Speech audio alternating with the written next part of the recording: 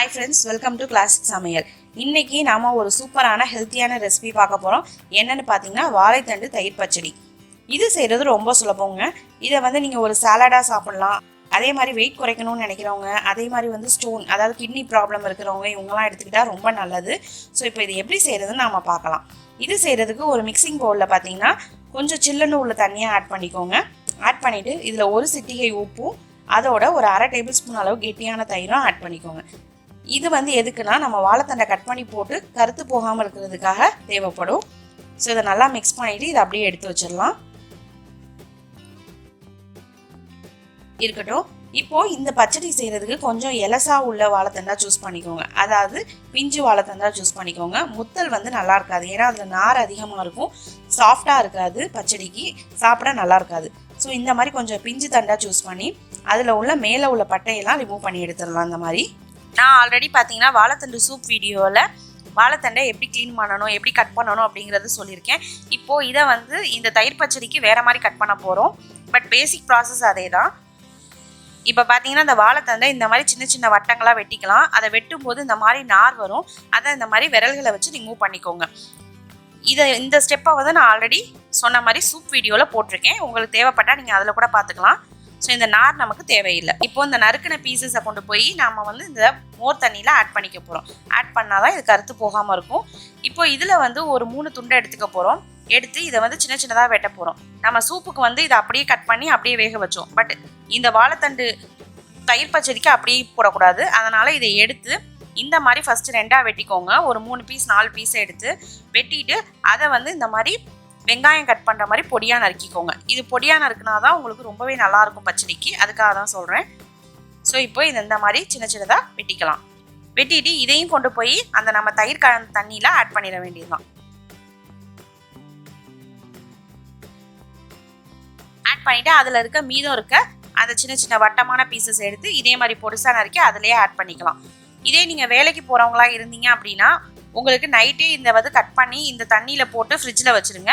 காலையில் எடுத்து நீங்கள் தயிர் பச்சடி செஞ்சுக்கலாம். வேலை உங்களுக்கு ஈஸியாக இருக்கும். அந்த மாதிரி பண்ணுறதுனால உங்களுக்கு கருத்தெல்லாம் போகாது, ரொம்பவே நல்லாயிருக்கும். இப்போது ஒரு பேன் எடுத்துக்கோங்க. அந்த பேனில் கொஞ்சமாக எண்ணெய் ஆட் பண்ணிக்கலாம்.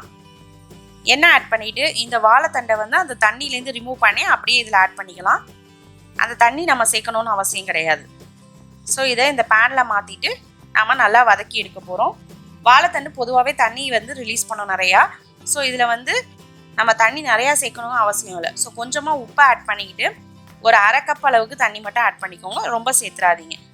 ஆட் பண்ணிவிட்டு இதை லைட்டாக கலந்து விட்டுட்டு ஒரு மூடி போட்டு மூடி ஹை ஃப்ளேமில் இந்த தண்ணியெல்லாம் சுண்டுற வரைக்கும் வேக விடுங்க. மினிமம் பார்த்தீங்கன்னா 3 நிமிஷத்துலேருந்து 4 நிமிஷம் ஆகும். மேக்ஸிமம் 5 to 6 நிமிஷம் ஆகும். இது வாழைத்தண்டு பிஞ்சாக இருந்துச்சு அப்படின்னா குக்கிங் டைம் இவ்வளோ தான் ஆகும். ரொம்ப சீக்கிரம் குக் ஆயிரும். ஸோ இப்போ பாருங்கள், இது நல்லா குக் ஆகட்டும். குழந்தைங்களாம் வாழைத்தண்டு பொரியல் விரும்பி சாப்பிட மாட்டாங்க. ஸோ அவங்களுக்கு இந்த தயிர் பச்சடி செஞ்சு கொடுத்தீங்க அப்படின்னா ரொம்பவே நல்லாயிருக்கும். அதில் நம்ம சேர்த்துருக்கிறது வாழைத்தண்டுன்னே தெரியாத அளவுக்கு டேஸ்ட் இருக்கும். ஸோ இப்போ பாருங்கள், தண்ணியெல்லாம் சுண்டி நல்லா வந்துருச்சு வாழைத்தண்டு. இப்போது நம்ம அடுப்பை ஆஃப் பண்ணிவிட்டு இதை ஒரு மிக்சிங் பவுலில் மாற்றிக்கலாம்.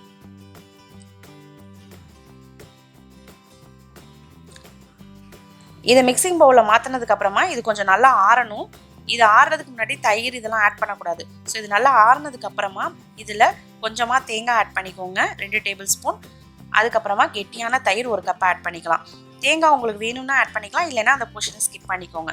அடுத்து இதில் நம்ம தாளித்தோம் அப்படின்னா அந்த ஃப்ளேவர் ரொம்ப நல்லாயிருக்கும். அதுக்காக ஒரு தாளிக்கிற கரண்டியில் கொஞ்சமாக எண்ணெய் சேர்த்துக்கிறேன். அப்புறமாட்டி கடுகு உளுத்தம்பருப்பும் ஆட் பண்ணிக்கிறேன். கடுகு பொரியிற டயத்தில் சும்மா ஒரு சிட்டிகை அளவுக்கு பெருங்காயத்தூள் வாசனைக்கும் கொஞ்சம் கருவேப்பிலை, அடுத்து காரத்துக்காக 2 காஞ்ச மிளகாய் ஆட் பண்ணிவிட்டு அடுப்பை ஆஃப் பண்ணிவிட்டு இதில் கொஞ்சம் கொத்தமல்லி ஆட் பண்ணி அதையும் நல்லா அந்த சூட்லேயே மிக்ஸ் பண்ணி விட்டுக்கோங்க. ஸோ இப்போ நல்லா மிக்ஸ் பண்ணியாச்சு. இதை நாம் அங்கே ரெடி பண்ணி வச்சுருக்க அந்த வாழைத்தண்டு பச்சடியில் கொண்டு போய் ஆட் பண்ண போகிறோம். ஆட் பண்ணிவிட்டு இதை நல்லா மிக்ஸ் பண்ணி விட்டுற வேண்டியதுதான். அதே மாதிரி இதை செஞ்சுட்டு ஒரு 15 நிமிஷம் அல்லது 20 நிமிஷம் ஃப்ரிட்ஜில் வச்சுட்டு சாப்பிட்டீங்க அப்படின்னா ரொம்பவே நல்லாயிருக்கும். அந்த மைல்டு சில்னஸோடு அதை சாப்பிடும்போது ரொம்ப டேஸ்ட் நல்லாயிருக்கும். குழந்தைங்களும் விரும்பி சாப்பிடுவாங்க. இதை கட் பண்ணி 2-3 நாளைக்கு வச்சுட்டு குக் பண்ண முடியாது. ஸோ மேக்ஸிமம் ஒரு நாள் தான். இன்றைக்கி நைட் கட் பண்ணால் நாளைக்கு காலையில் செய்கிற மாதிரி பிளான் பண்ணிக்கோங்க. ஸோ நம்மளோட சூப்பரான ஹெல்த்தியான வாழைத்தண்டு தயிர் பச்சடி ரொம்ப சுலபமாக ரெடி ஆயிடுச்சு. ஸோ ஸோ கண்டிப்பாக இந்த ரெசிபியை உங்கள் வீட்டில் ட்ரை பண்ணி பார்த்துட்டு எப்படி இருக்குன்னு கமெண்ட் பண்ணுங்கள். மறக்காமல் நம்ம சேனலுக்கும் சப்ஸ்கிரைப் பண்ணிடுங்க.